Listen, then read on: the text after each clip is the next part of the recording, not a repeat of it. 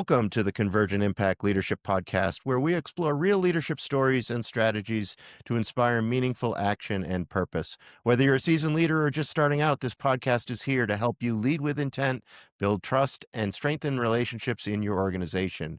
I'm Eric Savickas, bringing over 30 years of leadership experience from my time as a retired U.S. Army officer, university instructor, and now currently as a leadership coach working with the fire service.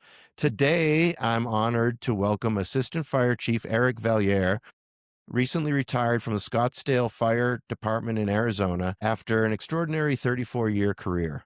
Chief Valliere began his service in 1991 with the Mesa Fire Department and joined Scottsdale Fire in 2005, rising through the ranks to lead emergency services, operations, EMS, and safety. Known for his tireless advocacy for firefighter health, wellness, and operational excellence, he has served as chair of the Fire Department Safety Officers Association, co-chair of the Valley Safety Officers Committee, and a regional lead for multiple interagency collaboration efforts. We'll explore his leadership journey, the role of vulnerability in firehouse leadership, and how safety and humility have guided his legacy. Chief Valliere, welcome to the podcast. I am so glad to be able to talk to you today.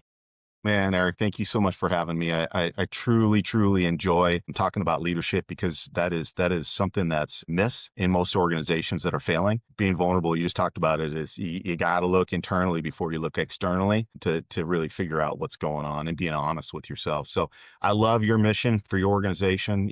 I met in Colorado after the keynote presentation and just connected, man. So I'm so glad that you give me the opportunity. And this isn't the only time I want to hang out with you, man. Let's do this more.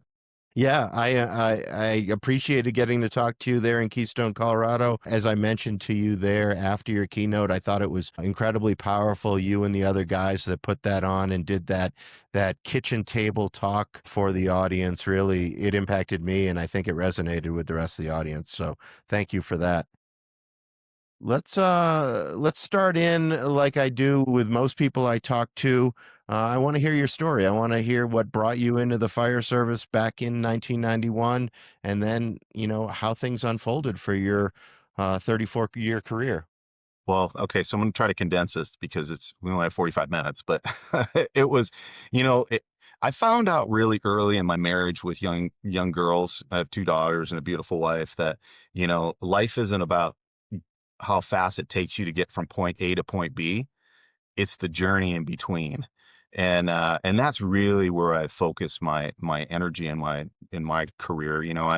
I started actually born just outside of Boston. Family moved to Arizona to get a better start. I have three older brothers that have been good examples to me, and sometimes good examples of what not to do, right? As you're growing up with siblings, but great guys. And so I had a mom that was born in Italy with just an amazing work ethic, and that just transcended through all of my brothers and myself. And it is truly about service, and that's really been my guidance in life. And service and leadership, man, are just two pillars that need to go together, and they obviously go together if they're successful. But I played sports in high school. My hope for someday across this country that every student would have to be a part of a team. They'd have to be a part of something that you have to work with others, because I really believe that's what makes us great, is when we have people that follow the same mission. We're all on the same playing field and playing ground. I came up, felt like I was a leader on all of my teams I was a part of. Started riding with one of my older brothers that was a police officer, and really started going down that route, just because great mission once again. And then I had a buddy say, "Why do you want to do that, man? Go ride in a fire truck." And so I got a ride along with Phoenix Fire, and that was it for me. The journey was going to end with me being a firefighter somewhere. So I jumped in, and very, very few of us get hired the first time. I didn't get hired the first time.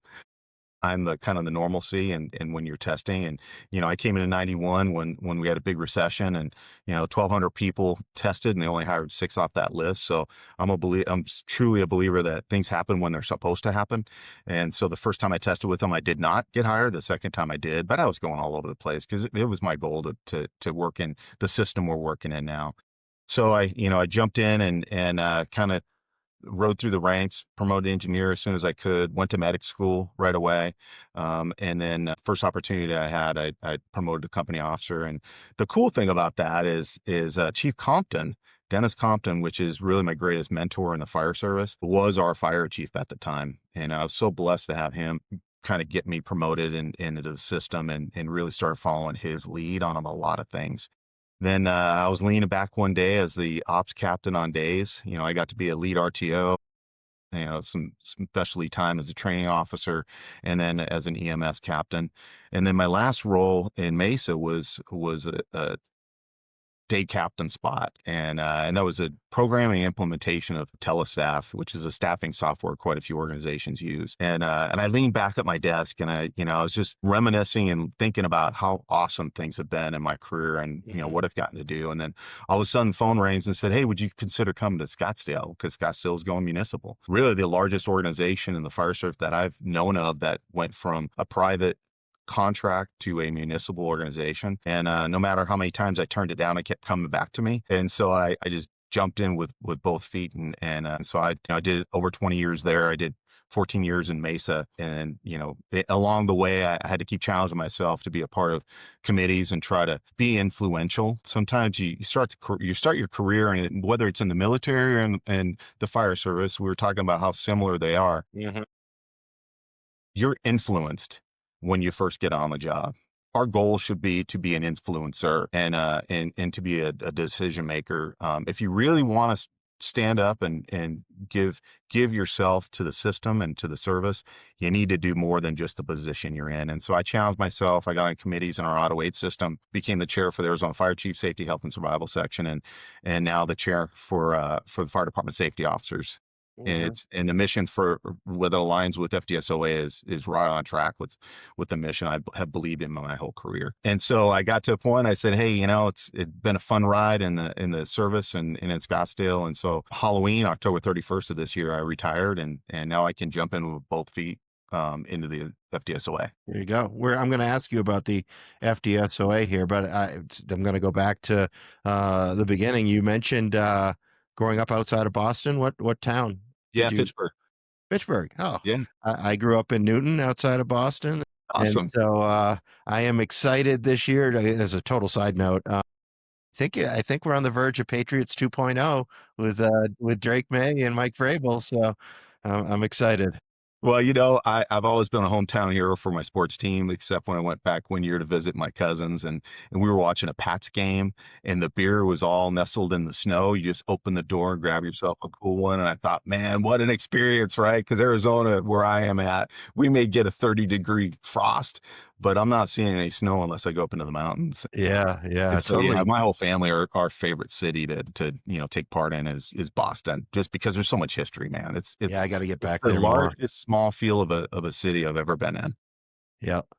Oh, all right. So FDSOA, and the Everyone Goes Home program. How did you get aligned with them, and did you have that passion for that firefighter safety in that space before you even knew about the organization, or did it kind of evolve through Yeah, your work with them? yeah. So I feel like I've always wanted to take care of our people. I think that's the most important thing we can do is truly understand that our people that work with us and fall into the same mission are the most important resource an organization can have. And so I started kind of driving down that road, took our first safety officer class when I newly promoted captain. I thought this is just good information for any company officer. And I really started looking at line of duty deaths and accidents and injuries across the country, and said, man, we can do better than that. We can do better than that. And so I jumped into the FDSOA as a Western director the first time I had the opportunity to, got voted in, and then transitioned from the vice chair into the chair position, where I've been in since 2019. And it's been a great ride. Fallen Firefighter Foundation is absolute partner with us. We align with the same mission and vision. And there's other ones out there that, we got a conference in January. I'll just do a real quick plug because it's Yeah, important. yeah, We got please. a FDSOA conference in downtown Scottsdale in January of next year. It's going to be a fantastic one. We've aligned with Science Alliance, which is part of Science of the Station, with Sarah Jenkins Group, and Fallen Firefighters, and FRCE with Frank Lieb, and Firefighter Cancer Support Network. All of these entities that have their own lane, that are doing their own thing, but when we come together in one venue, we share all the information at once.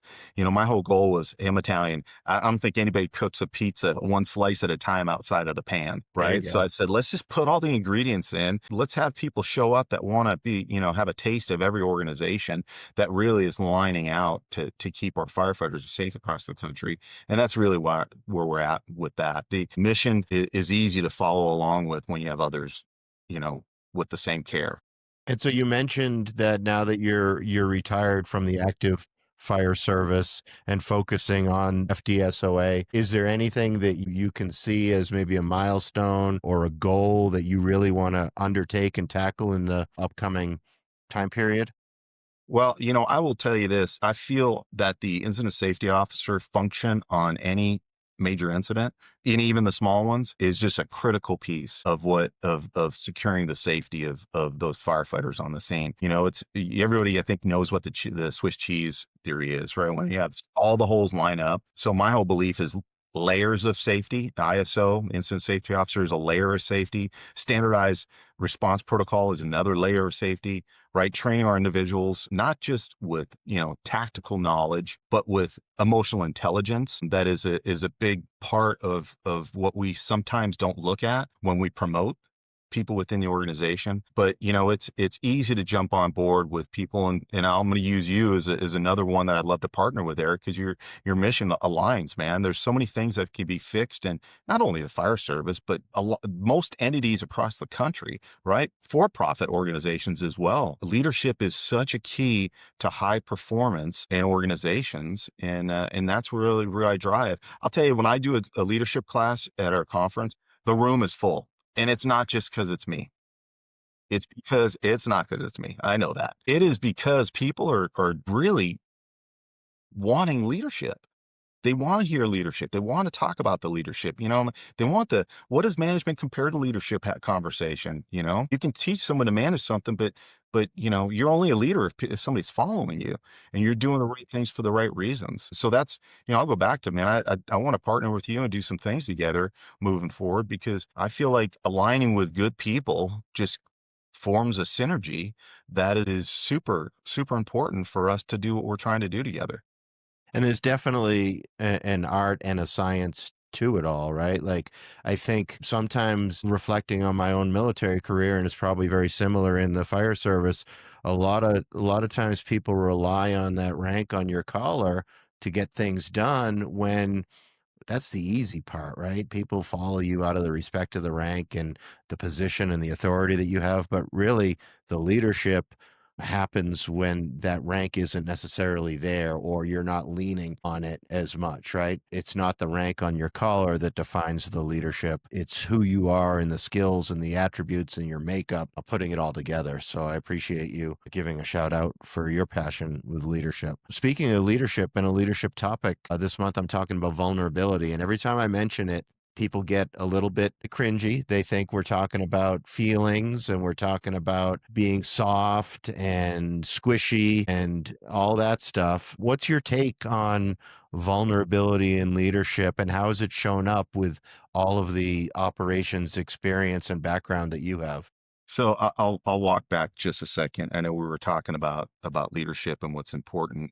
I always tell people my key to leadership is the give a crap factor. And people know that. So if you really give a crap, you do it through actions, not just words.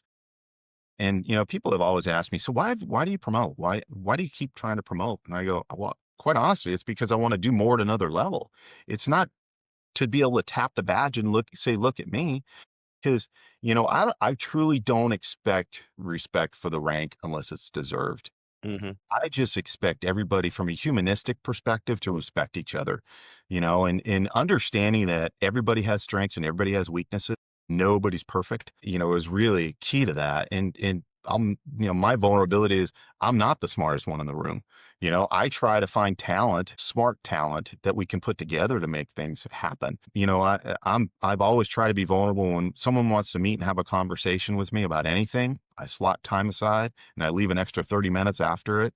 So if the conversation takes off, but what I ask at the end is, how am I doing? And I've always told my people, listen, if I If I tell you I'm going to do something and I don't, I expect you to walk in my office and say, EV, what's going on, man? You said this was going to happen. And I will absolutely apologize because, we're all busy people. And I think the pace of society has gotten so great. The demand on resources has gotten so great, do more with less. You've heard that plenty of times Hmm. that you have to be vulnerable and talk at whatever level you need to talk at to earn the respect of the people that you want to follow you. And if you're not vulnerable, then they're thinking you think you're perfect. So what do you say then to a leader, whether it was a leader in your organization before you retired or just someone that you run into now that, that makes me seem weak if I'm vulnerable? What do you tell them? I tell them you're absolutely wrong. So the weakness comes when you've got to open yourself up to some errors, Hmm. right? I think that's the most challenging part for you know, probably long-term leaders and new leaders is admit when you did something wrong, make it better. We grew up in the organization and, I thank God that I've had good people around me to kind of keep me on track. But I tell firefighters coming to the system, man, you don't just act like the captain when you become a captain. You have to start getting credibility before you become a captain because the red helmet doesn't give you the authority to be a leader. It's a positional leadership for sure. And there's things that you have to do from a rank structure and a command structure. But to get people to follow you, man, it's okay to show weakness because we're all human, right? Everybody's human and everybody has weaknesses. So the leaders that I would say that would be maybe some of them that don't want to face some of the errors that they had in the past. And, I'm always a firm believer of, things happen for a reason. Just like I was talking, my first injury that I needed surgery for is the day after I retired. I tore my bicep tendon and had to have it reattached. But, everybody has weakness, man. We're humans and guiding through understanding that. And your vulnerability helps others be vulnerable, right? And I tell you this all the time. Firefighters, if they're willing to tell their story about their cardiac disease or some of the things they did, it just relates, right? When you relate to other people, others are going, well, gosh, if he can do that, I can do that. Yeah. Well, and as we're talking about vulnerability, it strikes me that it goes hand in hand with your passion and the work that you do for firefighter safety, not the safety associated with going into a burning structure, but just the concept of safety and also, just risk management and risk mitigation. So as Brene Brown says, it's not vulnerability isn't how much you cry in front of people or at all, but really it's putting yourself in situations where you would normally back off or you would normally maybe not do the thing, right? And like it can be those hard conversations. It can be being real with other people. It can be admitting, that you made a mistake. It can be all of that stuff, but it can be simple stuff as well. Like let's say you're a company officer and every time the crew is working out, you say, I get you guys next time, or I'll do it on my own because I've got reports to write or whatever, right? If that company officer is doing that because he or she feels that they can't bench press as much or do as many push-ups or whatever the workout is as the crew, they can't do as much as the crew and they're going to look in their own minds, they think they're going to look weak or silly. That's vulnerability when you push forward and say, no, I'm going to do it anyways, because maybe they will see that, but they'll also see that I'm real. Right. And so it can manifest itself, this vulnerability thing, not just in the emotional stuff that people get squishy over, but all the other things that you hesitate to do as a leader that make you feel unsafe and at risk, maybe push through a little bit. Yeah. So you actually, you said a lot right there, Eric. There's so many things we can talk about from that arena, but I got to tell you, man, that the fact that we're all human, we all make mistakes. And if we're not going to be the example, right, to have others understand and trust in you, then you probably shouldn't. You should take yourself out of the leadership role. I think probably one of the most challenging things is when you become a leader and you've been a leader for quite a while, that's when you need your peer to bounce things off of, right? And so there's times that you should be vulnerable with certain people, and then there's times where you need to be vulnerable for sure to say, "Hey, man, am I drinking my own Kool-Aid? right? What I think is driving us down the wrong direction, man. We need to figure that out. I always drive back, we touched it on a little bit, but your EQ level is so important. And studies have proven you can't change your IQ. If you can, it's very little. EQ, you can change it up to 30 points, 30%, but that takes effort. Mhm. Right. And I got to tell you that the people that I've aligned with and I've chosen as mentors for me are those people that are real. They're human. They understand. They have a high intelligence, meaning I can regulate myself before I could ever try to regulate you and help you through something. So, Mhm. I believe that vulnerability aligns perfectly with emotional intelligence and understanding that I'm going to open myself up. Mhm. Others will most likely open themselves up if you're showing them, right? Taking the lead. It's so hard though because like I recognize that there are mixed messages, right? We tell leaders that you have to set the example, you have to lead by example. Everything you do is setting a standard, either good or bad. And then we tell them that you have to lead from the front and whatever, whether that's a literal thing or it's a metaphor, you're still being the person that people look to. Yeah. And so that's hard then to put yourself in a position where you're going to show maybe some weakness or you're going to show vulnerability because you're trying to be that version that you want people to look up to, and it does seem in conflict sometimes. Yeah. And I've figured this out over the years. You have to be the best version of you, Mm, right? You can't pretend to be somebody else. I'm not a Dennis Compton. I can never be a Dennis Compton, but I believe in the way he manages himself. I believe in what he's done in the American Fire Service, and I believe that he's a caring individual because he is. But once again, I can truly only shoot for the best version of myself.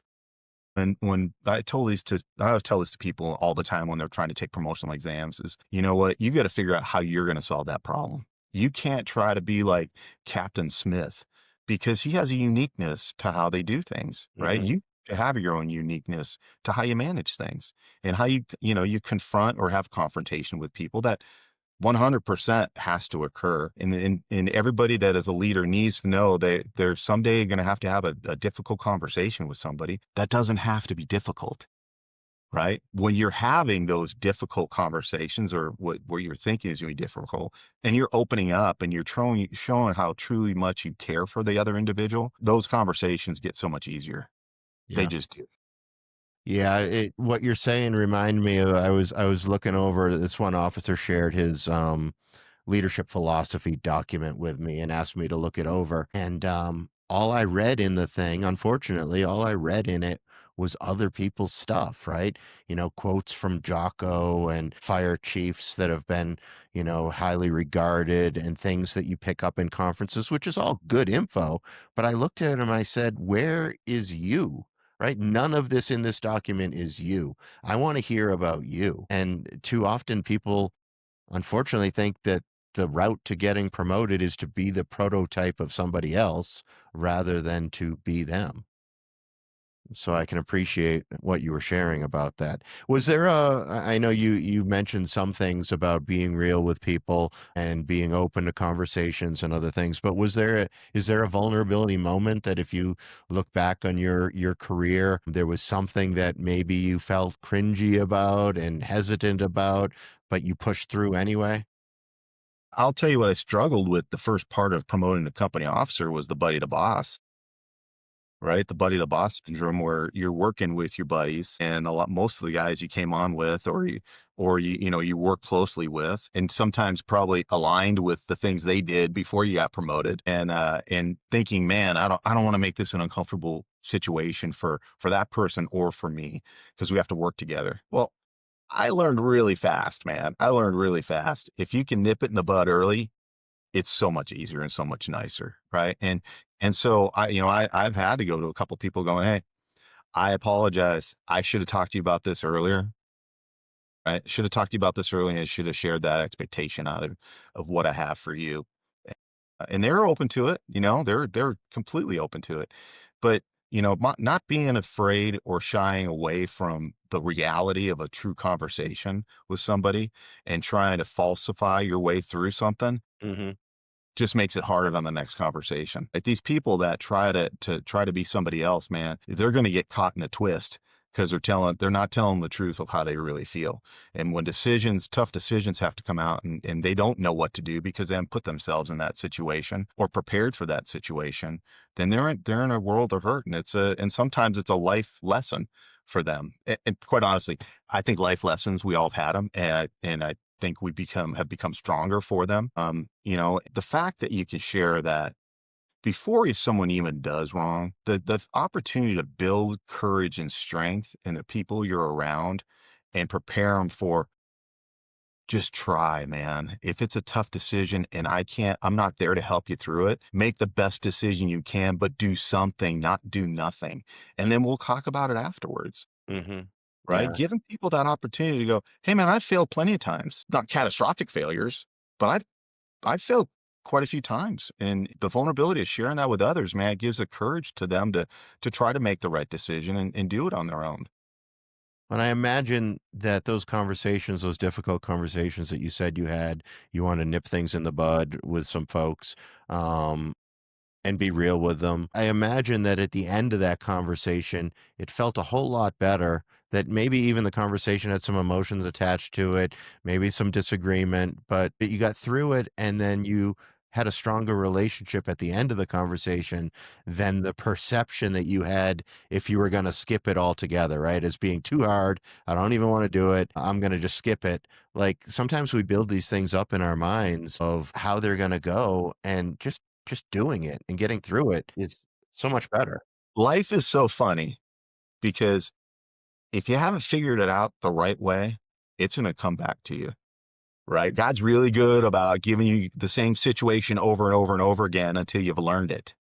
Right? And you've grown from it and you're better from it and admitting that you needed that growth. And so, anybody being vulnerable, I guarantee you will share that with you. I mean, listen, I don't know why it happened, but I'm sure there's a reason for it, man. Well, I wasn't supposed to get on a plane that I was going to get on. Yeah. I don't know what that is. And it's sometimes, you go through something and within the first 15 minutes, I'm so glad that happened. Right. And sometimes it takes 15 years to figure out why something happened. So I'm going to give you a vulnerability moment here then. Do it. So you got 34 years of service, and often as leaders, when we look back at things, whether we look back at the day we just had or over time, we say, man, I blew that. I probably could have done that different, or I wasn't the best version of myself here. Give me something that you look back on over 34 years and you think of, man, I could have played that differently, or I probably should have done that better. Um, what Yeah, comes I think to mind? I think there's opportunities that I passed up early on that I should have gone for. I feel like there's always those moments that you look back and you regret. And I like the Sinatra song, Regret. I have some, but too few to mention. That's the way I want to live my life. Right. That's the way I want to live my life. And I think it is important to be bold when you're following the mission, but not let your ego take over.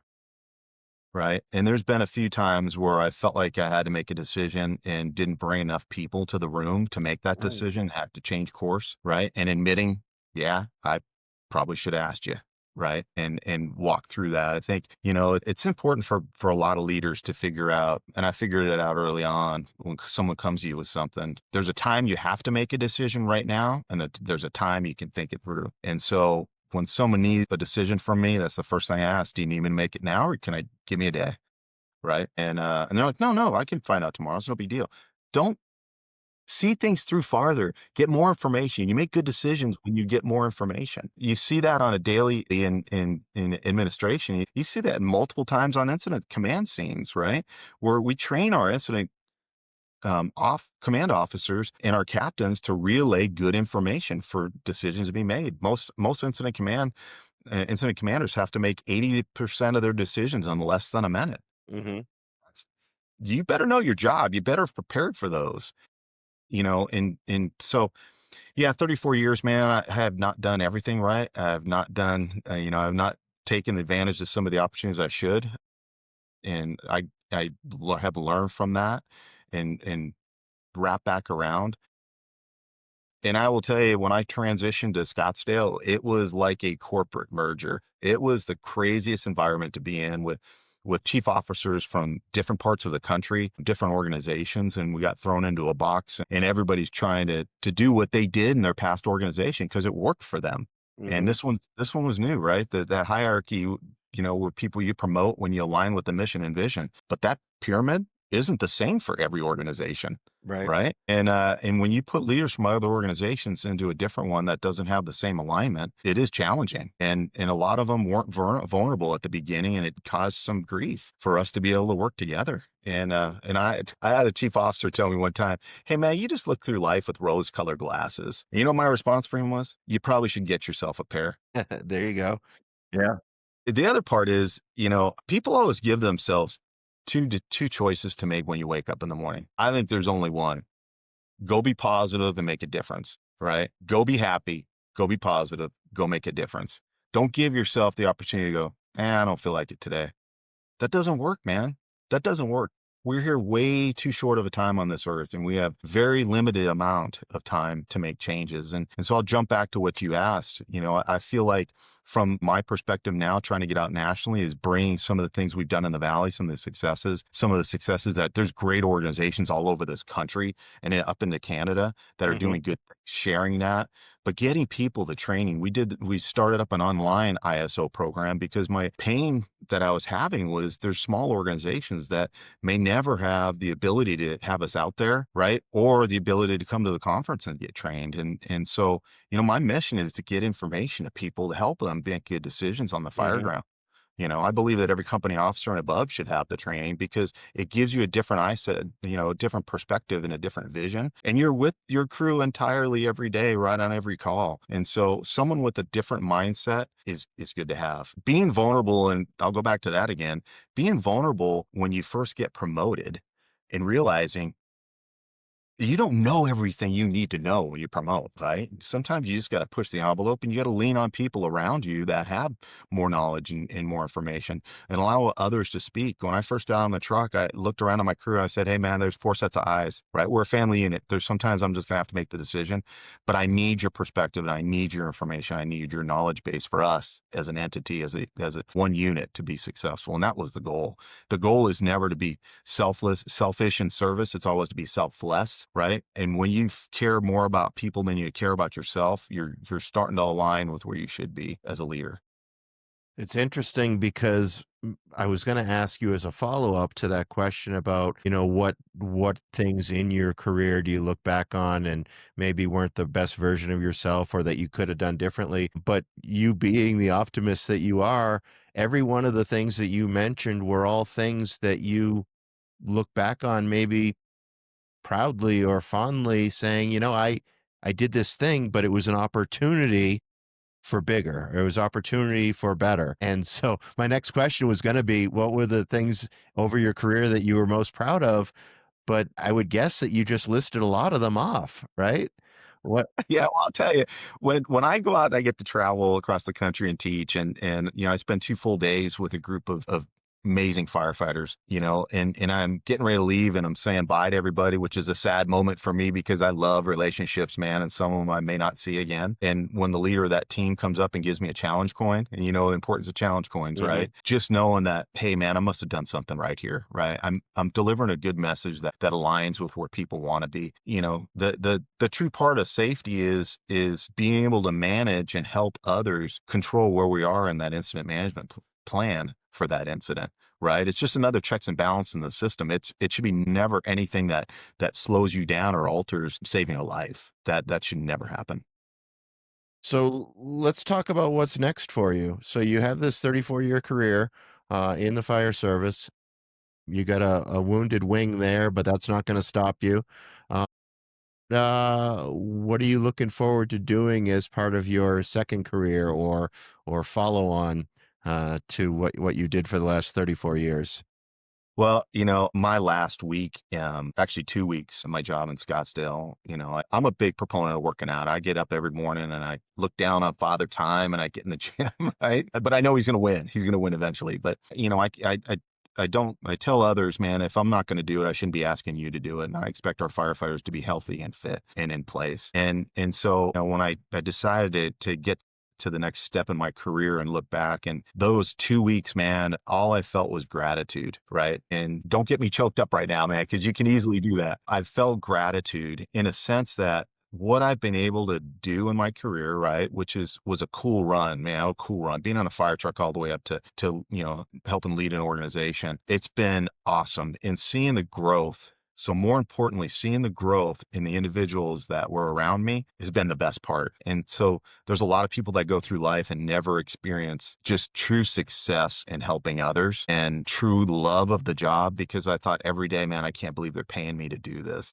Mm, The worst days I've ever had in my career were someone else's worst day, because I had empathy for what they were going through. And so, leaving that place and being able to now jump out nationally at a different level excites me, because I get to meet people, great people like you, Eric, man. If I wasn't at that conference and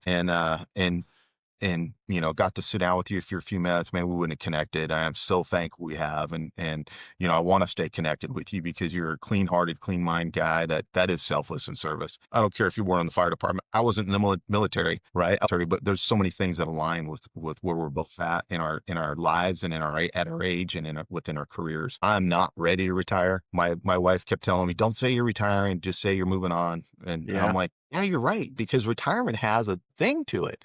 Yeah. I'm not ready to sit on a porch and, corncob pipe and just watch the sunset, right? I'm up for traveling and networking and having a glass of wine and watching the sunset with some people that are all on the same mission to drive this thing forward. But no, man, I'm not done. I want more outreach from the association and more buy-in from firefighters across the country.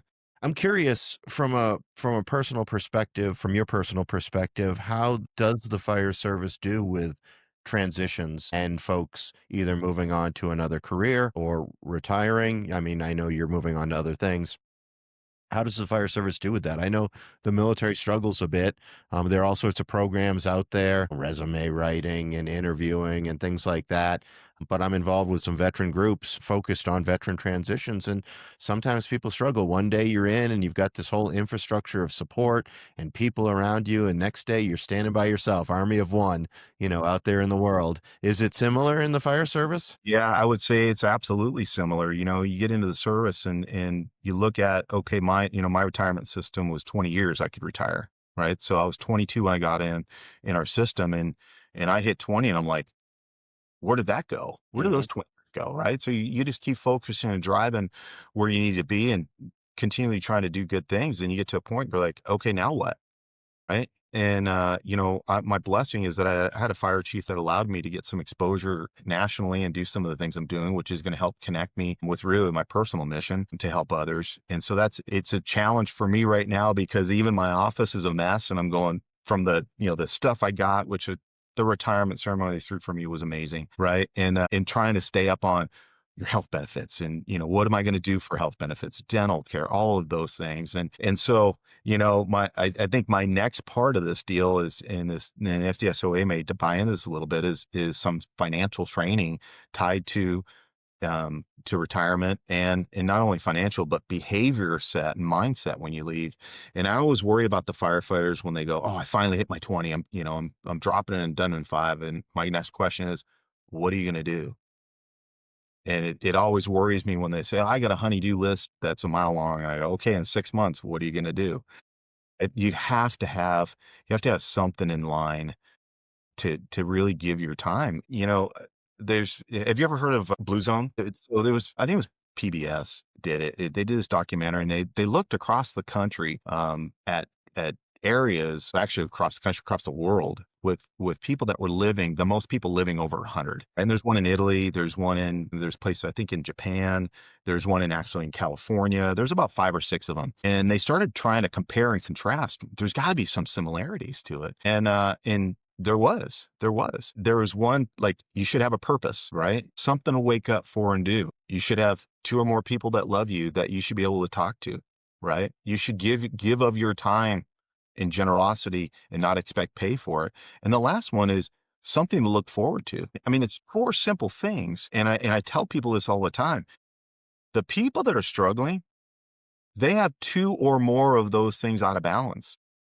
Yeah. Right. And so the next person you see, a buddy of yours, and they're struggling with something, ask them that question, man. Do you got these four things? And so my goal has been, as I transition, to make sure I still have those four things. Right, Right. right. They're It's super probably easy. easy to forget, right? You get into a daily grind, but that's why you hear all those stories about people when they retire, then their body gives out and they end up passing away all of a sudden. And Yeah. it's probably because, they didn't understand what their passion was anymore, or they felt that they lost their passion or their drive. And that's unfortunate. But good Well, that it sounds like you have a track with FDSOA and all the passions and endeavors that you have that'll keep you energized. yeah, I do, man. I appreciate you asking. I don't think I always say this, the law enforcement side has a lot more skills to carry to a different profession once you retire. There is. And depending on what you did in the military, there's another opportunity because sometimes it's a really good skill set that you have. A fire service, unless you go into the medical field or you get into some private fire protection, there's not a whole lot of options out there. Don't do a good job on going, what's the next step for you? Where you want to be? You're not going to be able to do this your whole life. And some people set themselves up and go, listen, I'm going to travel and I'm going to do whatever with my wife. We have a great plan. That's awesome. I love it. And my wife and I have a great relationship. We've been together for 36 years now and met in college. And I know we're an anomaly and it takes work, probably more on her part than my part. That's me being vulnerable. Did you see that? And so really just trying to help us along, man. And I know that the vets coming out do have a lot of resources. We don't have as many resources. And I think the behavioral part of it is an important thing that we got to drive to and help them understand because it becomes our identity. Mhm. You Yep. know that. It becomes your identity, and when you don't have that identity in that same fashion, you have to figure out what it looks like for you after that. Yeah, definitely. Well, Chief, I appreciate getting to talk to you today. I appreciate hearing about your passions for firefighter safety and leadership. And a little bit, we talked about vulnerability and then transitioning and keeping those passions alive as you go on into your follow on career. Thank you for everything that you've given to the fire service over the years there in Arizona and beyond. You've definitely left a mark and continue to impact people along the way. I'm definitely also going to look into that January conference out there in Scottsdale. It sounds like a good deal, but I do appreciate it. And for our listeners, if you found this episode valuable, please share it with your team or anyone who might benefit from these leadership takeaways. Don't forget to subscribe to the Convergent Impact Leadership Podcast on your favorite platform and leave a review. For more leadership resources and tools, visit convergentimpact.com. And as always, until next time, lead well, take care of your people, and keep setting the example.